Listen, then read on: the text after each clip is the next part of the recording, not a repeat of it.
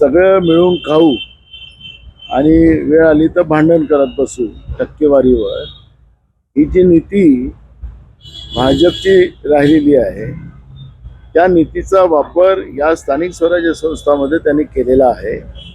मीडियामध्ये, सोशल मीडियामध्ये मोठ्या प्रमाणात यांचं दुय्यम दाखवण्यात येत आहे.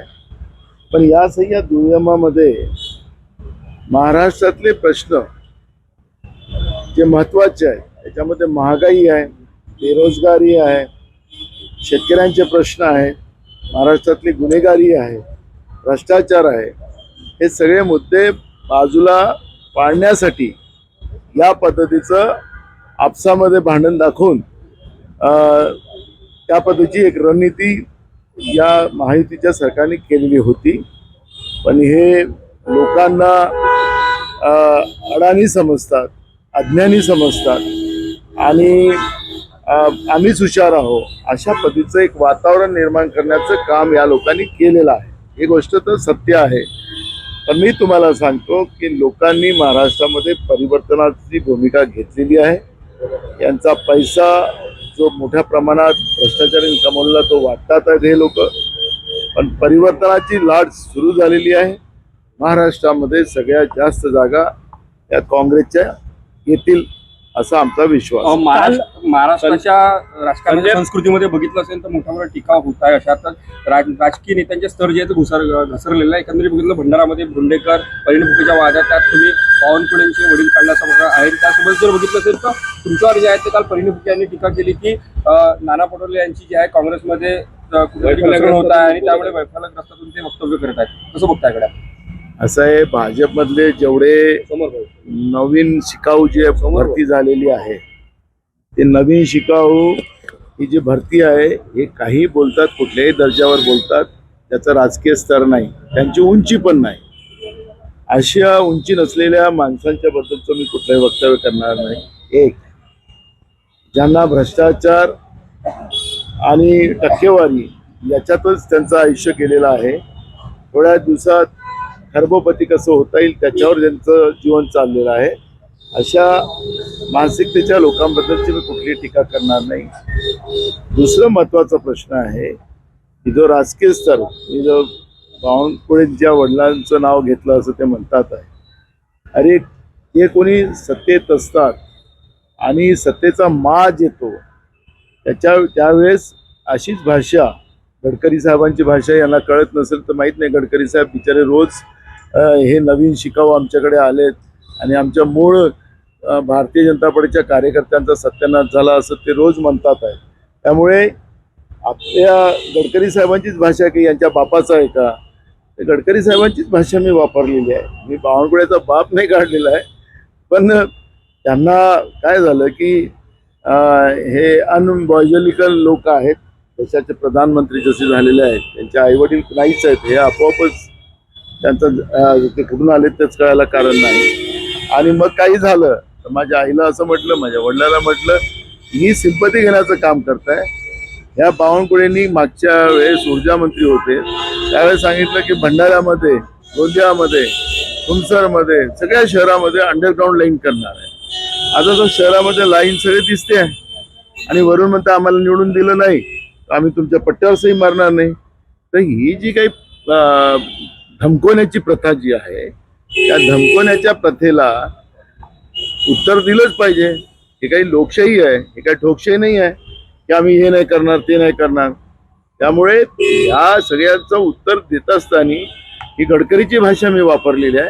आता गडकरीची भाषा यांना चुकीची वाटत असेल तर मला वाटतं की गडकरी साहेबच याचं उत्तर देतील. काल रात्री निवडणुकीचा प्रचार संपतोय. काँग्रेसचे नेते, मोठे नेते कुठेही प्रचारात दिसले नाही. एकीकडे शिंदे सेनेचा कोथळा जो आहे तो अमित शहाच काढतील अशा पद्धतीचं वक्तव्य जे आहे ते संजय राऊतांनी केलं. कसं पाहता तुम्ही गेल्या काही दिवसांमध्ये वाद वाढलेला? तुम्हाला एक गोष्ट सांगतो की काल सांगोल्यामध्ये फडणवीसांची सभा झाल्यानंतर शहाजी बापूंच्या घरावर जी, त्यांच्या ऑफिसवर जी धाड झाली, आपल्याला एक गोष्ट लक्षात येतं की भारतीय जनता पार्टीचे प्रदेशच्या अध्यक्षांनी सांगितलं की आमची माहिती 2 डिसेंबरपर्यंत आहे हे सूचक जे लाईन बोलले गेलेलं आहे त्याचं कारण असं आहे की ऑपरेशन लोटस जो आहे ते त्यांनी सुरू केलेलं आहे. एकनाथ शिंदेचे आमदारासहित, त्यांचे माजी आमदारासहित आणि अजित पवारांच्या आमदारासहित त्या सगळ्यांनाच ऑपरेशन लोटसमध्ये घेण्याचा त्यांचा प्रयत्न सुरू झालेला आहे. त्यामुळे त्यांनी सांगितलं की 2 डिसेंबर नंतर ही माहिती संपेल असं भाजपच्या अध्यक्षांनी जे सूचक शब्द दिलेला आहे त्याचं काम आता सुरू झालेलं आहे.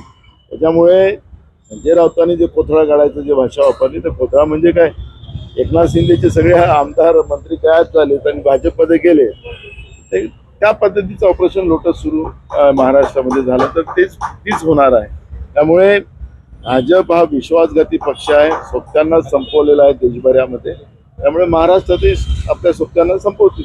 भाजपने कुठेतरी जे सिंधुदुर्गमध्ये युती तोडण्याची काम जे आहे ते शिंदे सेनेने केली असा आरोप भाजपचे प्रवक्ते नवनाथ बंद यांनी केलेला आहे. त्यामुळे कुठेतरी एकदम वाद हे बघा, फडणवीसांनी वारंवार स्टेटमेंट केलेलं आहे की स्थानिक पातळीवर जे काही निर्णय होतील त्या निर्णयाप्रमाणे आमची माहिती राहणार आहे. त्यामुळे सिंधुदुर्गमध्ये अलग होऊ शकतं, मुंबईत अलग होणार किंवा दुसऱ्या जिल्ह्यामध्ये वेगळं होणार अशी काही जी भाषा आहे, एकमेकावर आरोप आणि प्रत्यारोप करून चालणार नाही. हे सगळ्या याच्यामध्ये स्थानिक स्वराज्य संस्थांमध्ये अशा पद्धतीची प्रक्रिया चालत राहते. सुजात आंबेडकर यांनी आरोप केलेला आहे की काँग्रेसला जेव्हा जेव्हा संधी मिळते तेव्हा काँग्रेस वंचितच्या पाठीत खंजीर खुपसण्याचं काम करते आणि नांदेडमध्ये अशाच पद्धतीने झालं, अनेक ठिकाणी बंडखोर उभे केले असं त्यांनी. बघा, मला त्याच्यावरची कुठली प्रतिक्रिया द्यायची नाही आहे. त्याच्यामुळे त्याच्यातला काही हा इश्यू आमच्या काँग्रेस पक्षामध्ये नाही. हो, माजी गव्हर्नर जे होते सुब्बाराव त्यांनी म्हटलेलं आहे की तुम्हाला पैसे वाटून निवडणुका जिंकता येईल मात्र देश उभा करता येत नाही. मोठे अर्थतज्ञ आहे, त्यांच्या वक्तव्याकडे तुम्ही काँग्रेस म्हणून कशी? मी पण त्यांचं स्टेटमेंट वाचलेलं आहे, ऐकलेलं आहे. एक अर्थतज्ञ आहे. आता देशाची सत्ता जी आहे ती स्वतःला अर्थतज्ञ मानणारे लोक आहेत. किती शिकलेले आहेत कोणालाच माहिती नाही.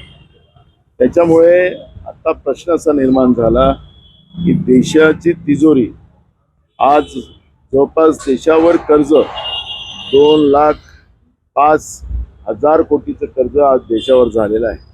डॉक्टर मनमोहन सिंग साहेबांच्या सरकारमध्ये मुश्किलनं 50,000 कोटीचं कर्ज होतं, पण आता हे कर्ज 11 वर्षात 2,05,000 कोटीवर गेलेलं आहे. राज्यामध्ये सुद्धा आपण पाहिलं की महाराष्ट्राच्या सरकारवर 100 लाख कोटीचं कर्ज झालेलं आहे. कर्ज घेऊन दिवाळी साजरी करणं,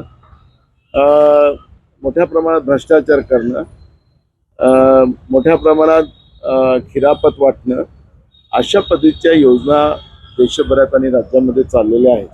त्यामुळे देशाची पुढच्या काळात आर्थिक स्थिती काय राहणार आहे त्याच्यावरची चिंता अर्थतज्ञ सुब्रमण्यम स्वामी या ठिकाणी व्यक्त केली. स्थानिक स्वराज्य संस्थेच्या निवडणुका पार पडत आहे, उद्या मतदान होणार आहे. तुम्हाला काय वाटते, कुठेतरी दबाव तंत्राचा वापर झालेला असा आरोप होत आहे, पैशाचा वापर झाल्याचा आरोप होत आहे? हे बघा, महाराष्ट्रामध्ये काही ठिकाणी नगराध्यक्षाच्या बिनविरोध निवडणुका झाल्या आणि त्या झाल्यात त्या सत्ता पक्षांच्या जवळच्या लोकांच्या झाल्या.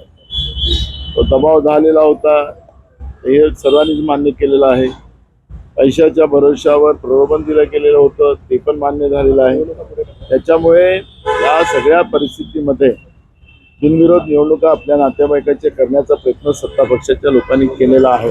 एक आणि दुसरं, आता हा निवडणुका हारणार आहे त्या ठिकाणी भाजपचं आणि माहितीची शाख जाणार, अशा अनेक ठिकाणच्या निवडणुका रद्द करण्याची भूमिका निवडणूक आयोगाने काल घेतलेली आहे. निवडणूक आयोग हे सत्ताधीशाचं बावलं बनलेलं आहे आणि ऐन वेळेवर उद्या मतदान आणि आज निवडणुका रद्द करतायत याचा आम्ही निषेध करतो. थँक्यू.